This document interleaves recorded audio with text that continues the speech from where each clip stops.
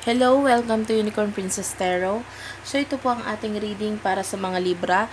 Paalala lang, this is general love reading for Libra, Sun, Moon, Rising, and Venus sign. So, kung makaka-resonate ka, please do like and subscribe to our channel, Unicorn Princess Tarot. And kung hindi ka naman makaka-resonate or hindi ka makaka-relate, okay lang yon. Ibig sabihin, hindi para sa iyo tong reading na ito, okay? So, start na po natin. Pwede magkapalit-palit ang roles dito. Paalala lang ha, this is general love reading. Kuhanin mo lang kung ano magre-resonate. Pwedeng hindi mag-resonate lahat ng sinasabi ko ngayon dito. Pwedeng hindi para sa'yo lahat itong sinasabi ko sa'yo dito. Pwedeng konti-konti lang. Sa mga parts-parts lang, kumbaga. So, start na po natin. This is for Libra, Sun, Moon, Rising, and Venus sign. Tignan nyo rin po ang inyong natal chart para makuha nyo yung reading na para sa inyo. So, start na po natin. Anong energy ng person mo, Libra? Main energy ng person mo. Okay, main energy ng person mo is the Four of Cups. And yung main energy mo naman, main energy ni Libra, please. Okay, main energy is the Three of Swords. Gusto ko munang kumuha ng cards for this deck bago ko simulan ang reading. So, for Libra, please. Okay. Thank you. So, ang nagpakita dito ay ang codependency, reconciliation, past life relationship. So, sinasabi dito, I feel like for some of you, hindi ka nagiging totoo sa person mo. Pwedeng may relationship kayo ni person mo or pwedeng you're connected to this person at hindi ka nagiging totoo sa kanya. I see a third party relationship. Pwedeng may someone from your past ang bumabalik. Pwedeng meron ditong isang person na nanggugulo pa sa inyong relationship or sa connection nitong taong to. Etong si Four of Cups. For what I can see here with the Four of Cups, for what I can see, I'm sorry, pinost ko yung camera saglit. So, ayun, for what I can see here with the Four of Cups, yung person mo willing to give you, I can see everything, almost everything. Lahat ng possible na kaya niyang ibigay sa'yo, whether material things or whatsoever, napaka makulay nitong kaya niyang ibigay sa'yo. Kaya lang, for what I can feel here, sa iba ka nakatingin, or hindi ka pa masyadong sigurado, or may mga bagay ka pang tinitignan na iba. Kaya lang, maaaring dito ka sa person na ito or may iba ka pa tinitignan, pwedeng ibang tao or ibang person. I can see a reconciliation. So pwedeng parte ito na nakaraan mo. Pwedeng parte ng past mo. Or dating tao na kilala mo na. Ex, ganyan. Pwedeng hindi ex, ha? Pwedeng person from the past. Childhood friend, friend mo, ganyan, na matagal mo nang kakilala. Ang unti-unti nagbabalik. For some of you, saying sorry, ganyan, gusto ng another relationship or pagbabalikan. And for what I can see here, yun na nangyayari. Mas dun ka nakafocus or yung emotion mo ay mas nakafocus para dito sa taong to. At hindi dito sa Four of Cups, which is kung boyfriend mo to or girlfriend mo to, ito yung karelasyon mo ngayon or ito yung, kausap mo ngayon or kakonect mo ngayon. Okay.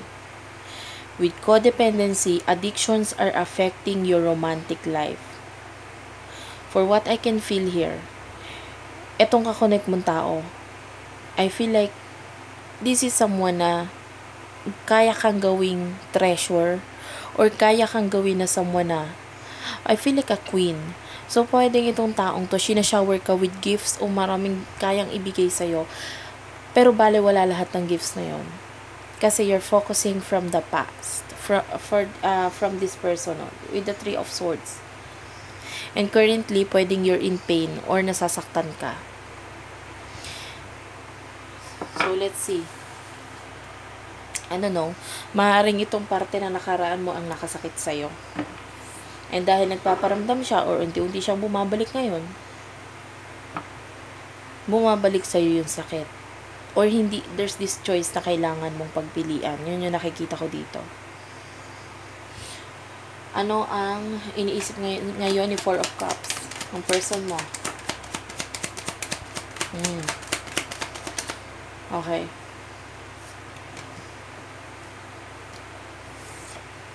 I can feel with the Eight of Swords, Eight of Wands with Eight of Swords and the Hierophant.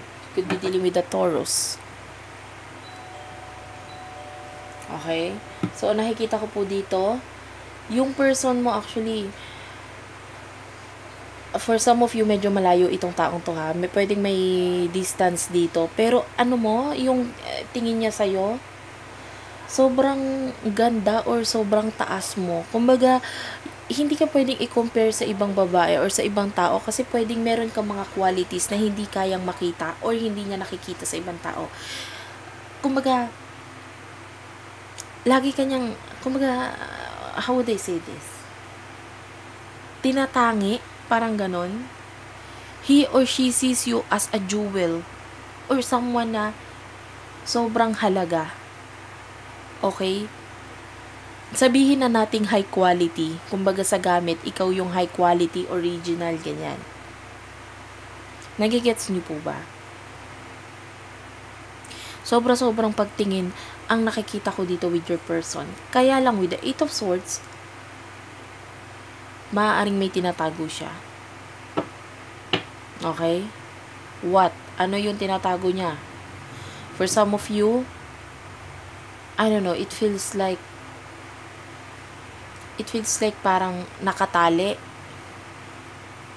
or feeling na emotion na hindi niya maialis.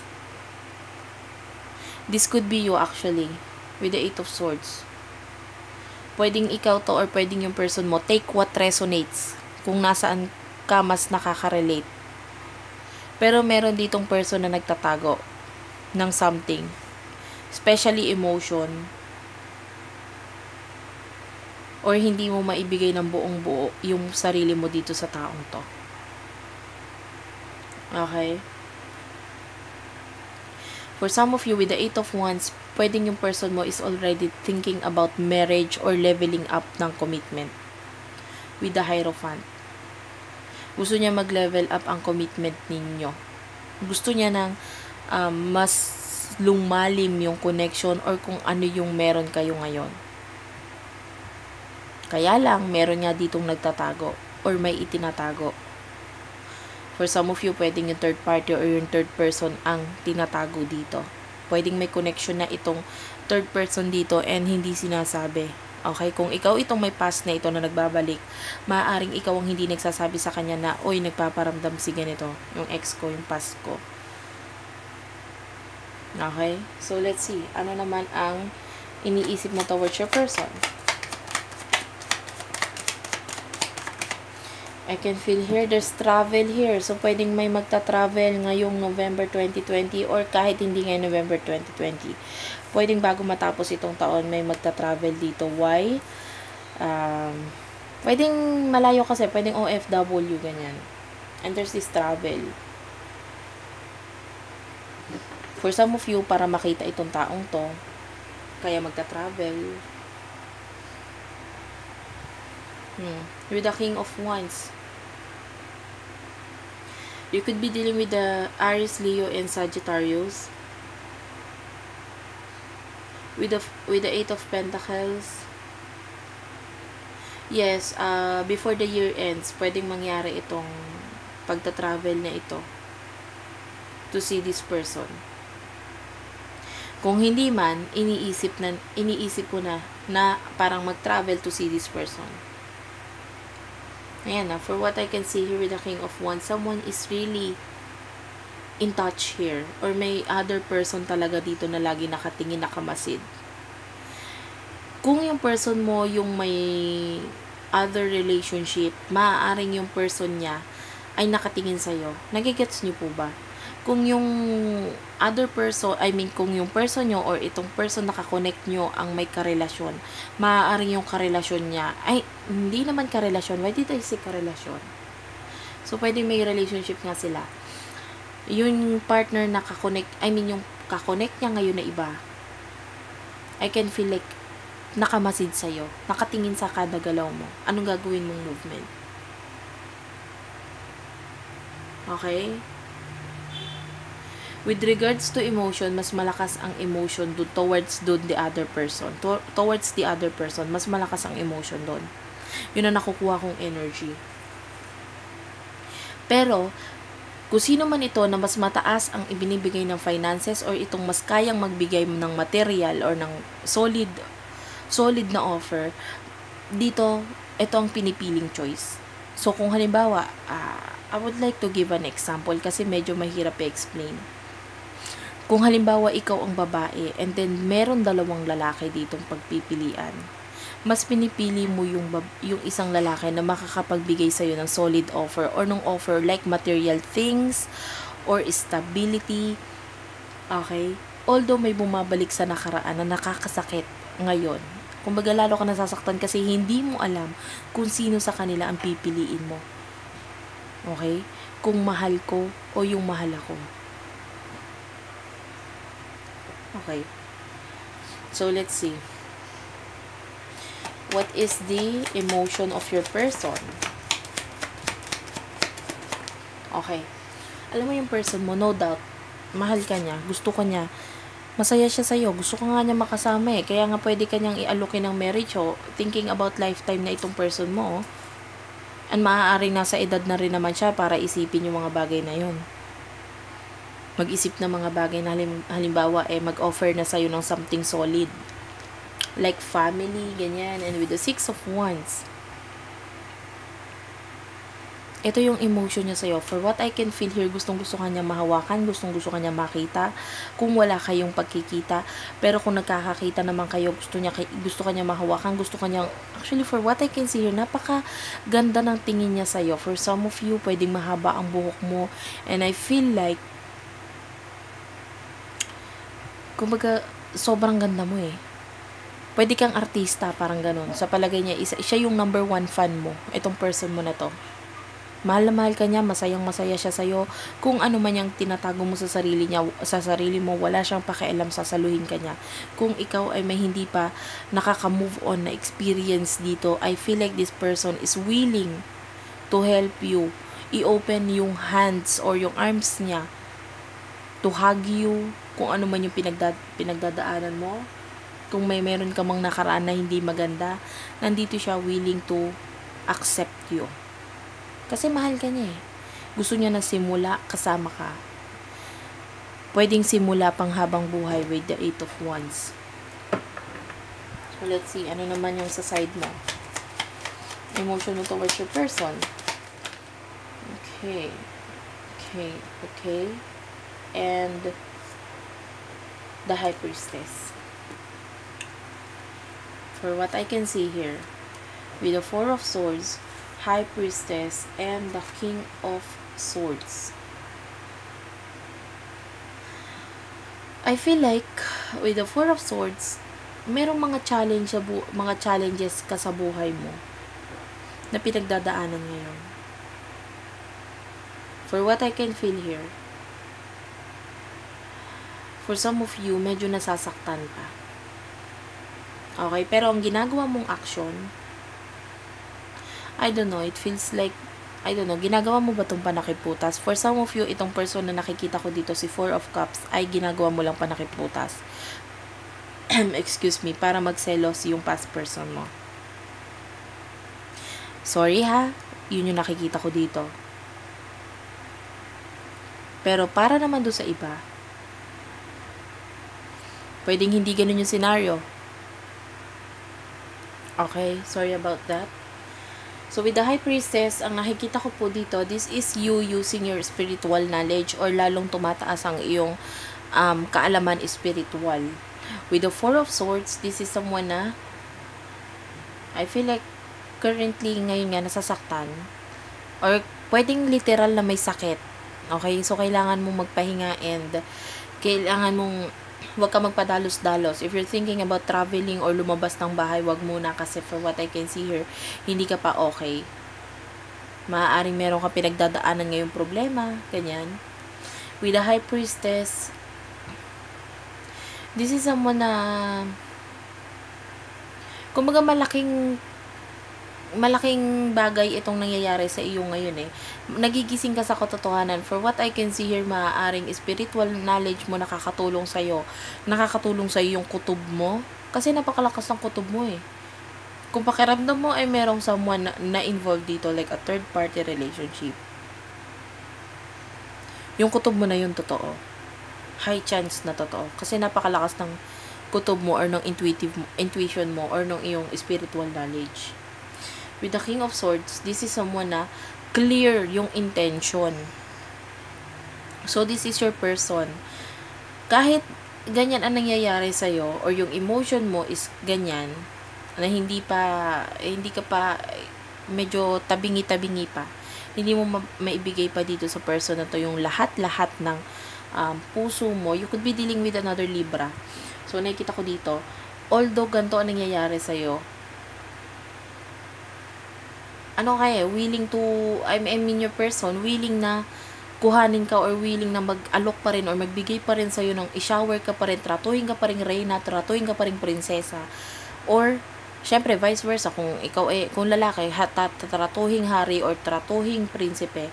Dahil, special ka para dito sa taong to. Yung intention niya para sa'yo ay malinis. Mahal ka niya buong buo. Puso niya ibibigay niya sa'yo ng buong buo. Okay? So, ano naman ang action niya? You could be dealing with a Gemini, with the Lovers, and the Ten of Swords.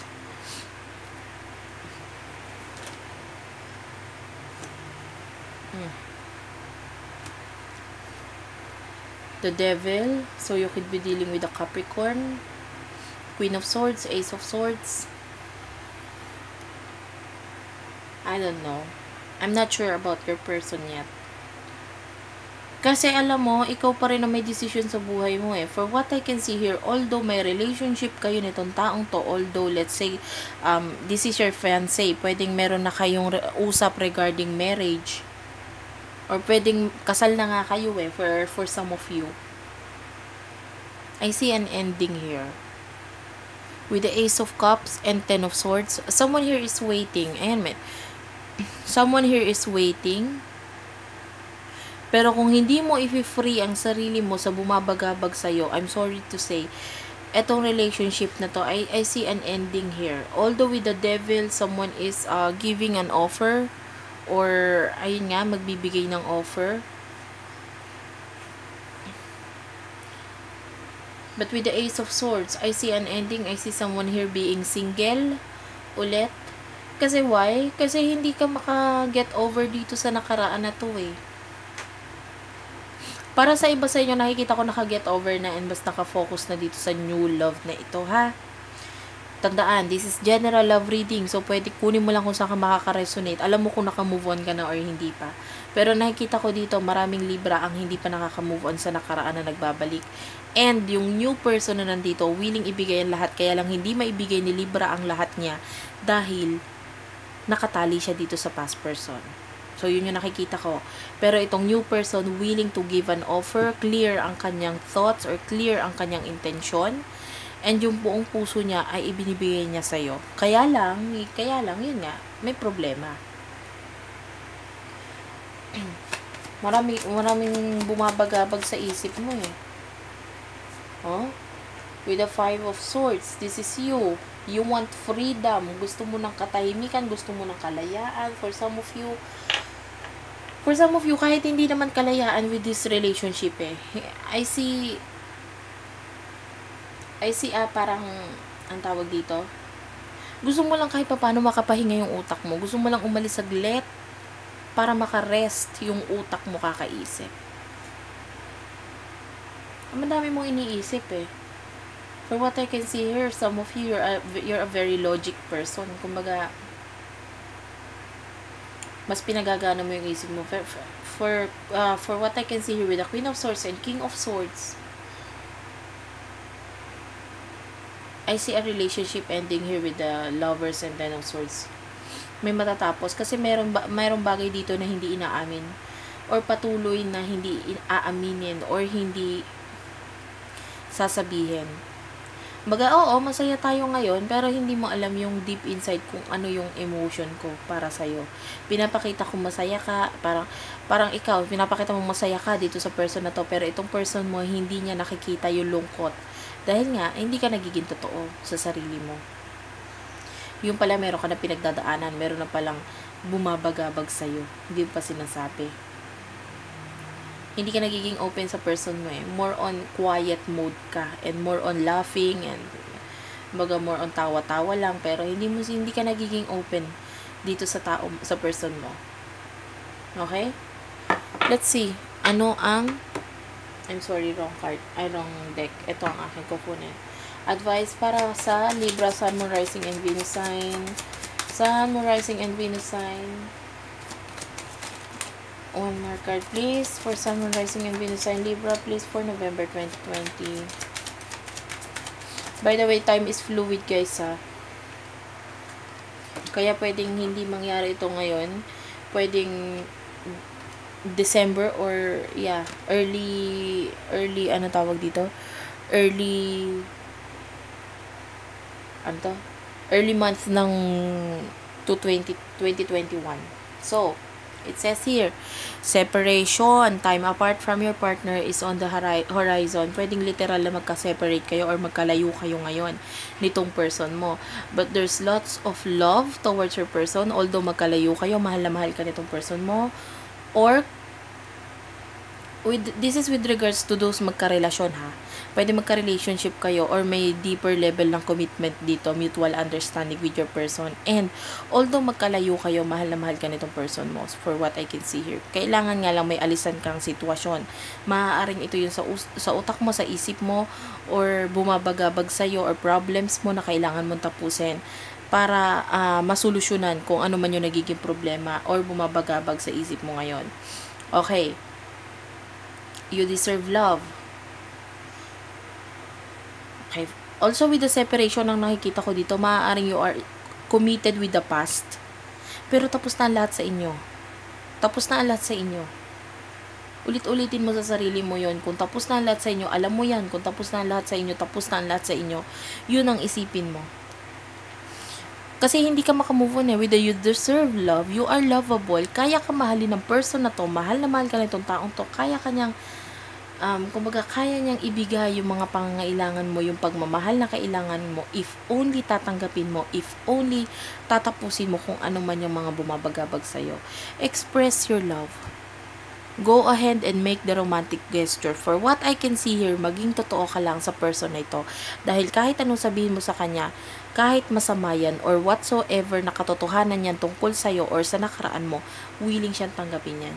Express yourself. Kung kayo ay magkarelasyon na, para saan pat naging boyfriend mo siya or para saan pat naging asawa mo itong taong to or siya ang kasama mo ngayon.